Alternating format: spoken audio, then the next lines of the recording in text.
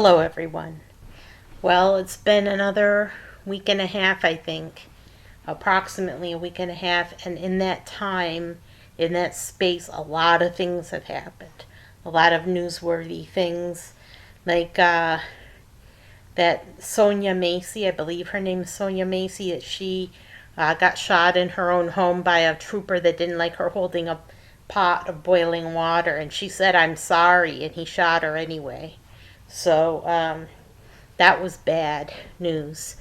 But on to the main news. Um, so Trump decided to have a rally with some Christians in Florida, I think it was. Maybe it was North Carolina. I think it was North Carolina, but there was a rally with some Christians, and he said, "Guess what? If you elect me for president, you won't have to vote again. Ever again. It'll be fixed. It'll be fine. The vote will be fixed and it'll be fine. 4 more years, in 4 more years, you won't have to vote again." Okay, so he's going to end voting as we know it. Trump is. Do you see anything wrong with that? We're a democracy, or at least we're supposed to be a democracy, and we're supposed to be able to choose who rules over us.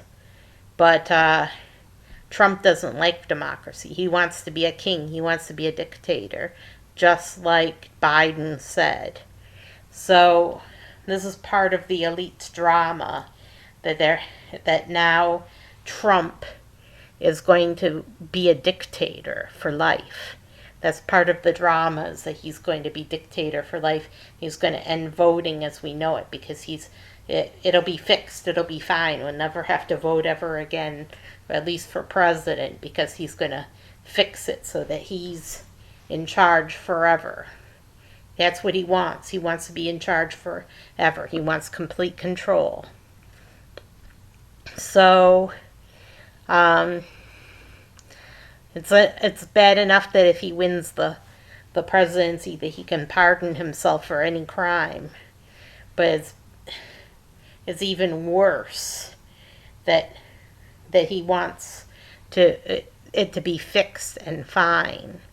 He wants it'll be fixed, it'll be fine. He wants no more votes, no more voting ever again.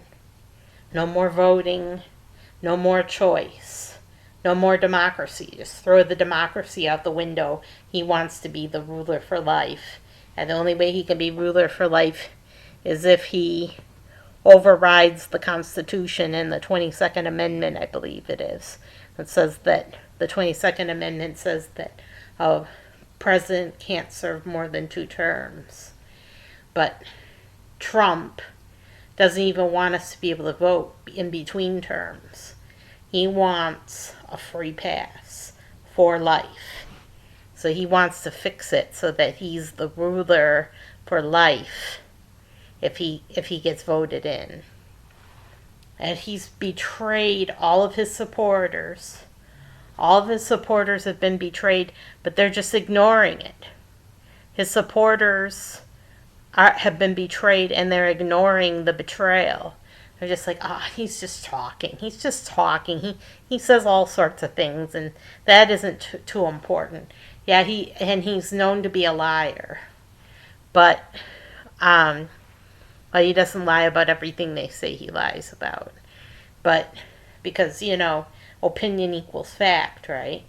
Opinion equals fact. But he has been known to lie before, but I don't think he's lying about this. I think he really wants to end voting as we know it, and end the vote, and end democracy, and end choice for the citizens of the United States of America. He wants to end this American experiment we have for his own sake, for his own profit, for his own gain, and then pretend that he's making some great sacrifice. Sacrificing democracy on the altar of personal interest. No, No, he shouldn't be allowed to do this. This is a betrayal. This is a betrayal, and I'm telling you right now, neither one of these candidates is in any way acceptable. And I wouldn't even vote at all if there wasn't RFK Jr. because I see no point in electing either candidate. Neither candidate is acceptable. I mean, look at Kamala Harris as a communist. You really gonna vote for a communist? I don't think so. So RFK Jr. is the clear choice, but not everyone will vote for him. And he maybe doesn't even have a chance to win the presidency. But despite the fact that he doesn't hold a chance to win the presidency, I'm going to vote for him anyway because I can't in good conscience vote for either one of these candidates. And Kamala's support, her approval rating has gone up since Trump made these remarks. What do you want to bet? It's the independent voters, and especially women that don't like Trump ending our democracy. Wants to end our democracy. He said so. He said that he's going to end the vote and that they won't have to vote in 4 more years because it'll be fixed. It'll be fine. He's going to fix it so that no one can vote ever again. That'll be the last vote. The vote you cast for Trump will be the last vote you ever make because he's going to end voting. So that's in the news, and also the Paris Olympics is in the news.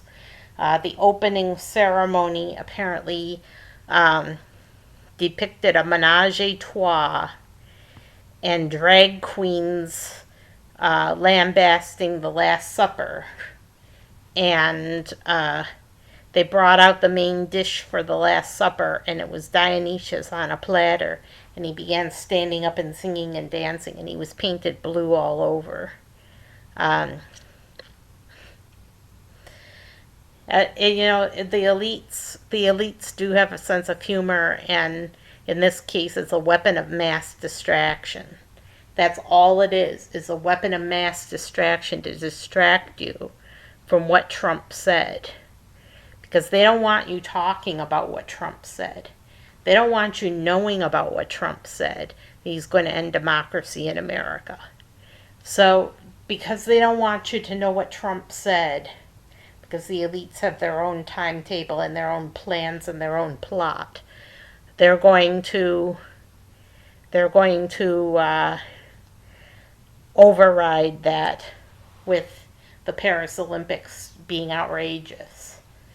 They want to outrage people, especially Christians. They want to outrage people so that they won't pay attention to what Trump has been saying. That's the elite's plot. That's their plan. They always have a plan, the elites. So don't pay any attention to the Olympics. Just ignore that white-hooded torchbearer wearing a mask, a fencing mask. He was wearing a black fencing mask with a white hood like a Ku Klux Klaner, and his identity was concealed. But really, really sad what the elites have fallen to, what they have become, the elites, what they have become. And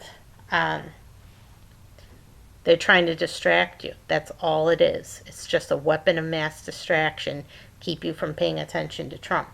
I am so saddened that Trump is no longer a viable candidate, but it was bound to happen eventually. It was just bound to happen because Trump thrives on outrageousness, and now he's committed the ultimate outrage, and it's just not good. It's not good. So I'm not going to vote for Trump. I'm not going to vote for Trump, and I'm not voting for Kamala. So I'm going to vote for RFK Jr. even if he doesn't have a chance of winning, because he is the best choice for the presidency, and I'm only going to vote for the one who's the best choice. I'm not going to fall for Kamala or Trump, because neither one of them is fit to lead our country. That's it. You guys have a terrific week. Take care, and don't let Kamala or Trump bother you or get in your way.